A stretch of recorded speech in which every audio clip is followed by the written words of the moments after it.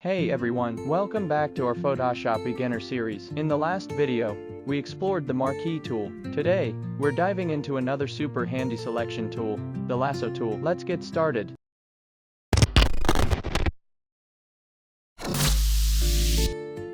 You'll find the Lasso Tool on the left toolbar, right here. Long press it and you'll see three types: the Lasso Tool, Polygonal Lasso Tool, and Magnetic Lasso Tool.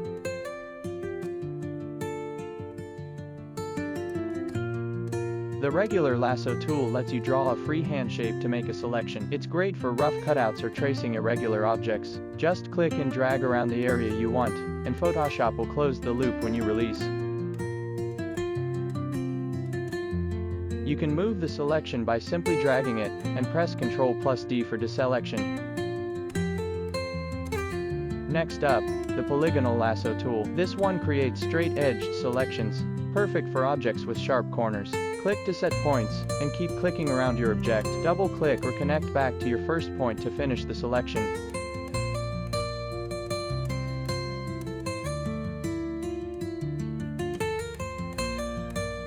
The Magnetic Lasso Tool is smart. It snaps to the edges of objects as you move your mouse along them. It works best when there's a good contrast between the object and background. Zoom in for precise selections, and hold the spacebar to pan while working.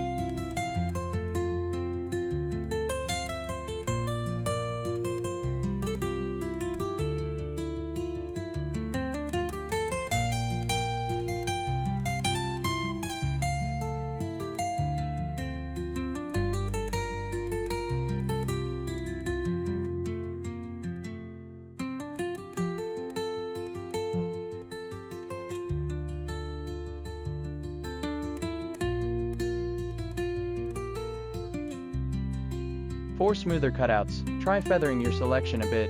Even just 1 or 2 pixels makes a difference.